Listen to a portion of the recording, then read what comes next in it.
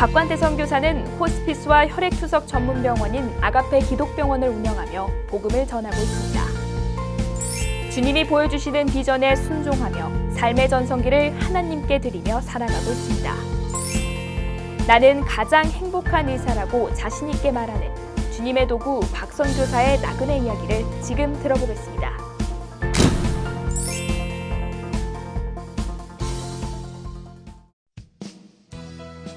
안녕하세요. 담비 같은 사람들입니다. 본토를 떠나 주인에서 나그네가 되는 것, 어느 것 하나 비교해도 나은 게 없습니다. 하지만 어떤 길일지라도 하나님이 열어가는 우리 나그네의 삶은 비교할 수 없을 만큼 귀하고 탁월합니다. 오늘 담비 같은 사람들에서 만나실 분은 만사형통의 믿음이 아니라 하나님 한 분으로 만족하는 믿음으로 나그네의 삶을 충실히 살고 계시는 분입니다. 몽골 아가페 기독병원 원장 박관태 선교사님을 만납니다. 안녕하세요, 선교사님. 안녕하세요. 환영합니다. 반갑습니다. 불러주셔서. 너무 고대했던 만남인데요. 먼저 우리 선교사님이 시청자분들께 한국어로 그리고 몽골어로 좀 인사를 부탁드리겠습니다. 안녕하세요. 저는 몽골에서 선교병원을 운영하고 있는 박관태 선교사입니다. 몽골말로 안녕하세요는 샘 베치가노 만나서 반갑습니다. 올트쓴다 바이르테베. 반갑습니다. 너무 감사합니다. 몽골어를 한국어처럼 이렇게 통달해서 잘 하신다고 알고 있는데요. 몽골어가 어순이 같아요. 그래서 그렇군요. 좀 하기가 편안합니다. 네, 그래서 그리고 또 30대 초반에 한 텀을 해서 그런지 네. 몽골어가 영어보다 훨씬 쉽습니다. 저는. 그러신가요? 이렇게 미국에 어렵게 오게 되셨는데 어떤 일로 오게 되셨는지. 다음 주에 얼바인에서 2년에 한 번씩 하는 미주 한인 의료 선교 대회에 연자로 오게 됐고요. 네. 서부 쪽에서 하게 되는데 동부 쪽에서도 좀 네트워킹하고 선교병원을 좀 알리고 도움을 요청하려고 동부 쪽에도 잠깐 들리게 됐습니다. 이제 선교사님께서 제가 좀 이력을 살펴봤더니요. 고려대 의과대학을 졸업하시고 외과 전문의로 활동하시다가 고대 외과 교수 활동하시고 지금은 몽골 국립의대 교수 그리고 아가페 기독병원 원장을 맡고 계십니다. 이렇게 지나온 삶의 이 이력만 살펴봐도요. 하나님께서 쓰시는 그 쓰임이 정말 귀하다라는 생각이 돼서 벌써부터 기대가 되는데 먼저 몽골과의 인연부터 좀 여쭤봐야 될 것 같아요. 몽골에는 어떻게 처음에 가게 되셨는지. 저는 학교 다닐 때부터 난 의대를 가면 의료 선교사가 돼야겠다. 그 목적으로 의대를 갔고 네. 또 사실 그 앞에 돌아보면 제가 이제 고3 때 예수님을 영접하고 의료 선교사가 되겠다고 서원했는데 지금 보면 의대가 실력이 안 됐던 것 같아요. 하나님 은혜로 재수하고 의대를 갔고 학교 다닐 때 내내 의료 선교사로 준비를 했었고요. 마지막 본과 4학년 때 어떤 나라를 이렇게 놓고 기도할 때 저희가 그 당시 오늘교회 교인이었는데 네. 오늘교회에서 처음으로 미전도 종족을 입양했어요. 그때 6개 종족인가를 입양을 했는데 몽골 쪽을 보는데 그렇게 내 마음이 뜨거워지고 이렇게 눈물이 나고 그랬어요. 그래서 이게 부르심인가? 그때는 그게 부르심인지도 잘 몰랐는데 그 뒤로 이상하게 이렇게 몽골 쪽에 연결이 자꾸 되고 99년도에 처음 몽골에 단기의료팀으로 레지던트 3년차 때 가게 됐는데 그때 이제 부르심을 확신하게 됐습니다. 그리고 원래 아까 고3 때 처음 예수님을 만났다고 하는데요. 그 전까지는 불교 신앙을 가지고 계셨었다고요? 뭐 딱히 불교 신앙도 아니지만 저희 집이 아무튼 대대로 불교. 네, 저희 집안의 뭐 누님들 모두 다 불교 집안이어서 어릴 때 늘 부모님 따라서 절에 갔었던 게 저한테 굉장히 익숙했었죠. 맞아요. 많은 한국 분들이 그런 생활을 더 많이 하셨던 것 같은데요. 근데 고3 때 예수님을 만나고 나서 어떻게 의료 선교를 하겠습니다라는 그 기도가 나올 수 있었을까요? 그러니까요. 근데 제가 이제 중3 때부터 네. 이렇게 의사가 되고 싶은 마음은 있었어요. 의사가 되고 싶었고 내가 나중에 크면 의사가 돼야겠다. 그런 사모함들과 의사가 돼야지 그런 마음이 있었고 고3 때 예수님 처음 영접하고 부흥회 이런 거 할 때 그때 이제 성령 세례도 그때 제가 받은 것 같아요. 그때 네. 하나님 앞에서 의료 선교사 될래요 서원을 했고 정말 그리고 나서 성적도 많이 오르고 정말 하나님 은혜로 의대를 가게 된 것 같습니다. 그렇게 해서 의대에 들어가고 이제 의료 선교사가 되겠습니다라고 서원 기도를 하신 이후에 의사가 진짜 되셨잖아요. 그런데 몽골로 떠나기까지 굉장히 많은 이야기가 있었을 것 같아요. 그 가운데 우리 친구분의 함께 기도했던 친구분의 힘이 컸다고요. 네.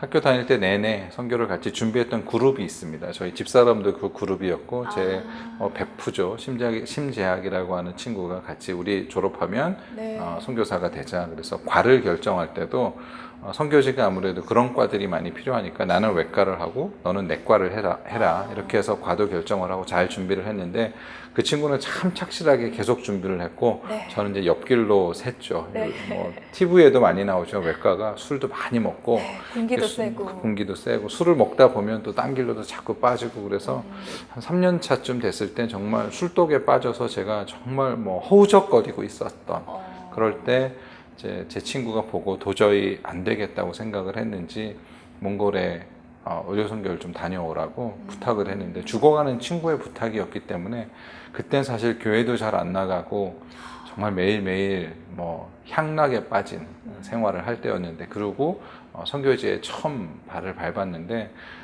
그때 기억을 돌아보면 제 마음이 어떤 마음이었냐면 하나님 제가 다메섹에서 바울이 획 뒤집어진 것 같이 저한테 그런 사건이 없으면 저 같은 게 무슨 선교를 해요. 하나님 저에게 무슨 부르심을 주시던 눈에 터져서 이렇게 비늘 같은 게 떨어지던 뭐 그런 사건이 있기를 기대하고 갔어요. 근데 한 4, 5일 의료 선교를 갔으니까 열심히 환자를 보고 그렇게 했는데 아무 일도 안 일어나는 거예요. 그래서 난 역시 안 되는 건가? 그냥 나는 그냥 이렇게 죄인으로 끝나는 건가? 너무 답답해서 마지막 날 밤에 몽골의 호텔 앞에 나왔는데 이렇게 몽골의 별이 참 아름다워요. 네. 그래서 별을 이렇게 보는데 이렇게 그 며칠간 봤던 몽골 사람들이 이렇게 영화처럼 쫙 이렇게 지나가는 거예요. 그런데 이렇게 눈물이 나더라고요. 그러면서 내 마음에 그런 음성이 들렸어요. 내가 저 사람들을 위해서 너를 좀 보내고 싶다. 가지 않겠니? 그러고 그냥 왔어요. 그냥 그러고 정말 하염없이 울고 왔어요. 근데 너무 신기한 건 그리고 와선 이렇게 술도 먹다 보면요 정말 술이 달고 맛있거든요. 근데 술을 보는데 먹고 싶은 마음이 싹 사라진 거예요. 몽골을 다녀오고 다녀오고 나서 참 신기한 경험이었어. 그래서 그때는 제가 우리 의국이라고 그러죠. 외과 의국에서 제가 이제 주도하는 입장이에요. 야 오늘 어디 가자 뭐 이렇게 노래방 가면 막 넥타이로 이렇게 뛰두르고 놀던 사람이었는데 제가 정말 술을 먹고 싶은 생각을 하나님 정말 가져가셨어요. 그래서 제 뭔 일이 있었던 거니 몽골에서 그렇게 됐고 그리고 몇 달 있다가 2달 있다가 이제 친구가 이제 미안하다 내가 너하고 같이 못 갈 것 같다 무슨 소리냐고 그랬는데 정말 그중 며칠 있다가 죽었죠. 내 목까지 해달라는 유언을 남기고 그러니까 저로서는 요즘 말로 하면 빼도 박도 못하고 갈 수밖에 없었던 이제 그렇게 갔는데 이제 거기서 선교가 이렇게 재미있는 거구나. 선교가 어렵고 힘든 게 아니라 정말 다이나믹하고 영광스러운 부르심이구나. 그걸 깨닫게 됐죠. 어떻게 보면 같이 선교사가 되자라고 약속을 했던 친구가 선물도 주고 목도 주고 정말 많은 걸 남겨주고 간 것 같네요. 그 친구가 죽고 나서 장례식을 할 때 하영주 목사님이 그 장례 예배를 하면서 발인 예배 때 하늘에 미랄로 부르셨다. 그게 동의가 안 됐어요. 나보다 훨씬 뛰어났고 나보다 훨씬 더 착실했고 같이 있었으면 훨씬 더 잘했을 텐데 미랄은 무슨 미랄? 그런 게 어딨어. 굉장히 제가 컴플레인과 하나님을 향해 화가 나 있었거든요. 근데 그 선교지 생활이 또 깊어지고 늘 제 마음속에 같이 일하는 그런 마음이었고 지금도 보면 그 친구가 저를 늘 마음에 잡아주는 중심의 역할을 했고 그러지 않았으면 제가 여기까지 오지도 못했을 거고 또 저희 동기들 후배들 중에서도 그 친구의 영향을 받은 사람이 많고 또 유명한 친구지 안수현이라고 그 청년 바보 의사 쓴 친구도 그 이제 재학이 2년 후배예요. 굉장히 친하게 지내고 영향을 많이 받았던. 그래서 지금은 정말 하나의 미랄로 불러가셨고 나도 그 열매 100배 1000배 열매 중에 하나다. 지금은 너무 감사하고 열심히 나중에 천국에서 다시 만났을 때 부끄럽지 않게 열심히 일하고 있습니다. 네, 친구분이 내 목까지 다 해줘서 너무 고맙다 이렇게 안아줄 것 같아요. 그럴 것 같습니다. 네. 그렇게 이제 몽골을 다녀오신 이후에 그리고 친구가 하늘로 간 이후에 확 바뀌었을 것 같아요. 삶을 바라보는 그런 시선이나 태도가 확 달라졌을 것 같은데요. 그 이후에는 또 어떻게 좀 지내셨었나요? 이제 몽골에서 4년간 열심히 사역을 했고요. 그런데 지금은 선교지 문턱이 점점 높아지거든요. 네. 제가 몽골에 4년 있을 동안 정말 뭐 날라다녔습니다. 복강경 수술 열심히 하고, 뭐 경배 찬양 모임도 하고, 교회 평신도 목회한 것도 너무너무 부응하고, 모든 게 사역이 다 잘 됐고 너무 좋았는데,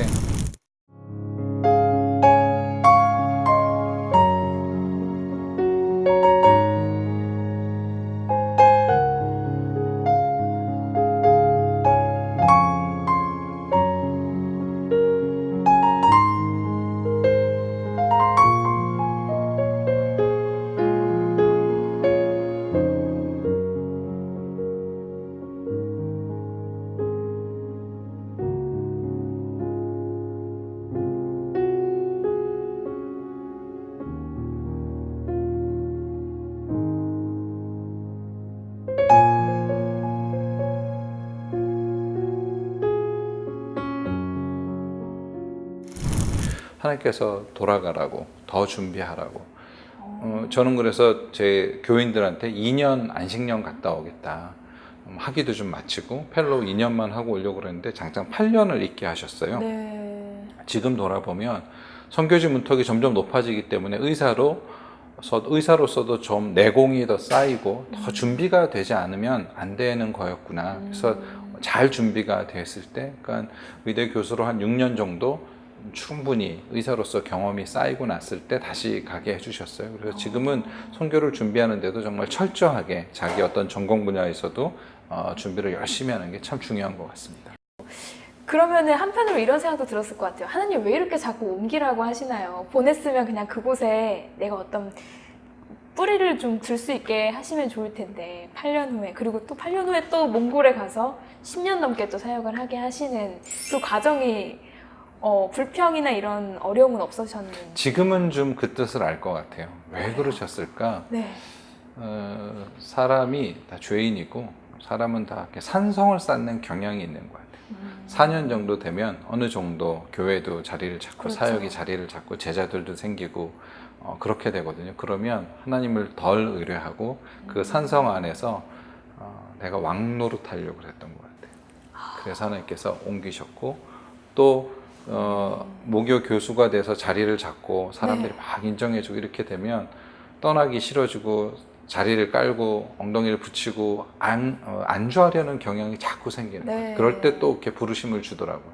아마 제가 그런 성향이 없으면, 그런 죄성이 없으면 안 그렇게 하실지도 모르는데 뭐 제가 죄인인지라 자꾸 그런 성향이 자꾸 생기는 것 같아요. 그래서 이렇게 그러려고 그러면 딱 옮겨주시더라고요. 예, 그래서 지금은 그게 참 감사한 것 같아요. 네. 그렇게 4년의 몽골의 시간 이후에 한국에 오셔서 이제 고대 외과 교수가 되셨잖아요. 그 교수가 된 것도 어떤 스토리가 있다고 알고 있는데요. 저는 사실은 뭐 의대 교수가 되는 게 참 쉽지 않은 일입니다. 그렇죠. 준비도 많이 해야 되고 네. 정치도 잘해야 되고 그래야 되는데 저는 사실 그런 거 전혀 없이 늘 선교지만 생각하고 네.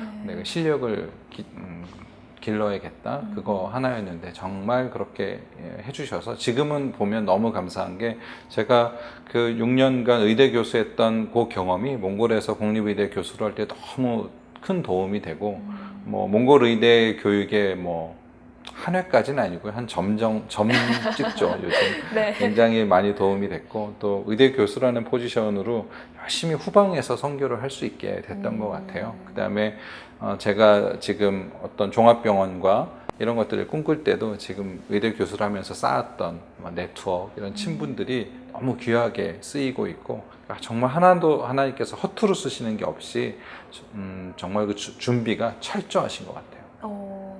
아까 제가 오프닝 말에도 말씀을 드렸었지만 본토를 떠나서 나그네로 가라 라고 하나님이 또 하셨어요. 이렇게 고대 의대 교수의 자리를 놓고 다시 몽골로 가라고 했을 때 저 같아도 아니 어떻게 거기를 갑니까? 라고 생각할 수 있을 것 같은데 어떻게 또 결단을 하게 되셨는지. 뭐 그 과정이 뭐 이용규 선교사님이랑 좀 관련이 있는데 네. 이용규 선교사님 제가 수술을 어떻게 해드리게 됐고 고전에는 제 책이 나왔고요. 제가 하나님의 손이라는 책을 썼고 그래서 이렇게 책을 드렸고 네. 또 이용규 선교사님 수술하러 이제 오셨을 때 그때 이제 책이 떠남이라는 책을 주셨고 근데 그 직전에 한 2달 전쯤에 몽골로 다시 가라는 어떤 부르심이 있었어요. 근데 저도 가기가 좀 싫고 아깝고 조금 더 하고 가고 싶고 가면 뭐 노후도 걱정되고 자녀 교육도 걱정되고 그랬는데 윤규 선교사님이 오셔서 저도 책 나왔어요 선교사님 그러고 책을 준데 떠남인 거죠. 그래서 내가 이 책을 열면 안 된다 하고 제가 딱 해놨는데 이제 우리 이용규 선교사님 이제 회진을 계속 가니까 네. 책 읽으셨냐고 아이고. 물어보시는 거예요. 네. 자꾸 가지고 또 안 읽고 읽었다고 뭐 거짓말 하기도 그렇고 그래서 첫 장을 딱 열었더니 아까 너는 본토지척 아비를 떠나서 내가 내게 가르쳐 지시할 땅으로 가라. 그 말씀 그냥 떠남이니까 사실은 책의 첫 말씀에 나올 만한 말씀이잖아요. 그렇죠. 근데 그게 정말 뭐 망치 정도가 아니에요. 정말 내 마음을 박히던가요? 그냥 한 2달을 하나님께서 분명히 오라는 콜링을 주시고 길을 열어주시고 그림을 보여주시는데 제가 뭐라 그럴까요? 부르심을 뭉개고 있었다 그럴까요? 애써 외면하면서. 그러고 있었는데 아이고 잘 걸렸다 이놈아 그러고 딱 폈는데 정말 뭐 이렇게 전기 뭐 닭살 뭐 네. 소름 플러스 이렇게 댕 이건 뭐지? 그리고 회진 가기 전에 한 30분 앞 페이지를 읽는데 뭐 저를 부르시는 그 내용들이 쭉 있어서 그때 이제 하나님 갈게요. 가겠습니다. 이렇게 그러고 집에 가서 집사람에게 몽골로 부르심이 있는 것 같은데 우리 정리하고 몽골 갈까? 기도 좀 해봐. 그랬더니 집사람이 한 5분 그래 가자. 정말 그게 어떻게 가능한지 저는 가장이라서 머리가 좀 복잡했는데 네. 집사람이 근데 그 마음을 이미 집사람한테는 주셨더라고. 나중에 어떻게 그랬냐 그러니까 집사람이 이렇게 옆에서 보는데 그 전에는 내가 늘 선교제 가야지 우리는 선교제 갈 거야 그런 마음이었는데 점점점 이제 의대 교수의 생활에 안착하고 눌러 앉으려는 모습을 보면서 저 사람이 저러면 못 갈 텐데 그런 위기의식을 느꼈다 그러더라고요.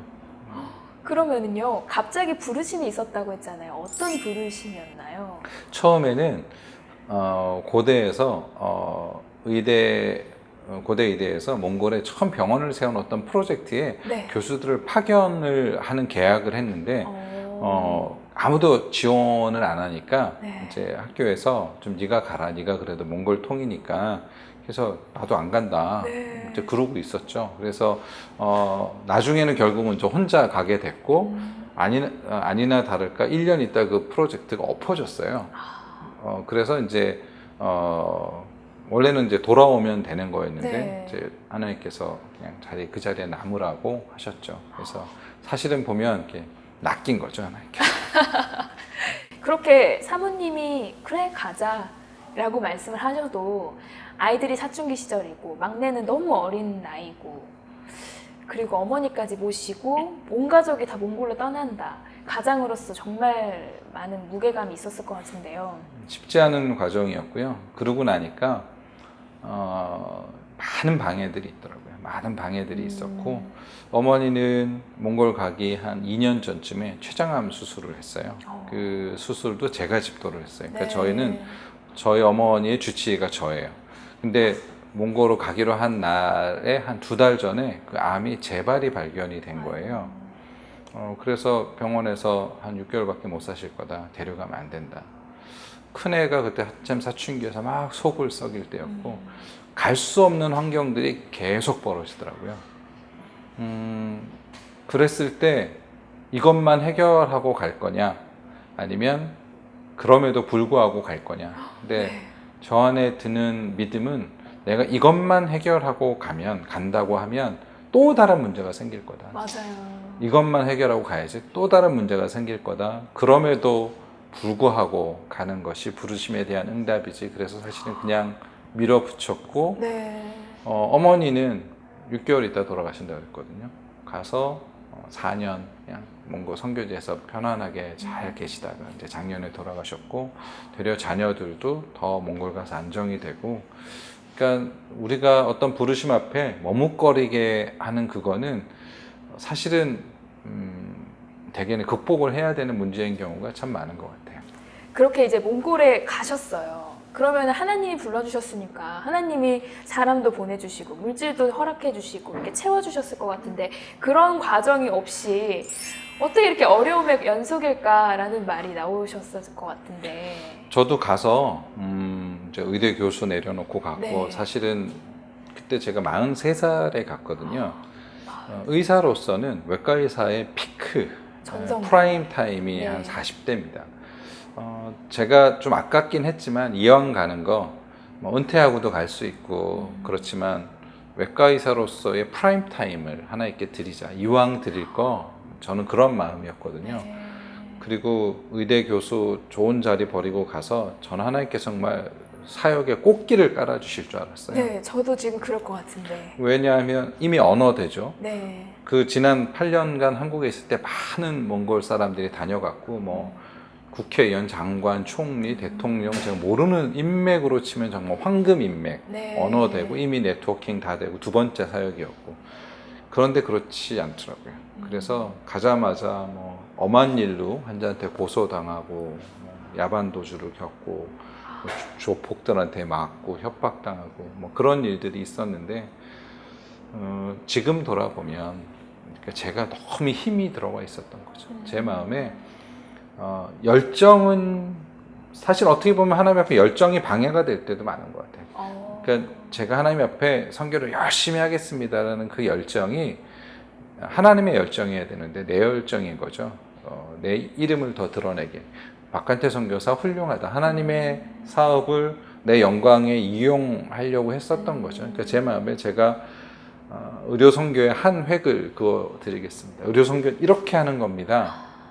라는 걸 보여주고 싶었던 어떤 그런 공명심이 있었던 거죠. 그러니까 하나님께서 그 힘을 빼는데 한 3년 쓰셨던 것 같아요. 정말 계속해서 고난의 연속이었고 아무튼 힘 빼게 하시는데 시간이 많이 걸렸죠.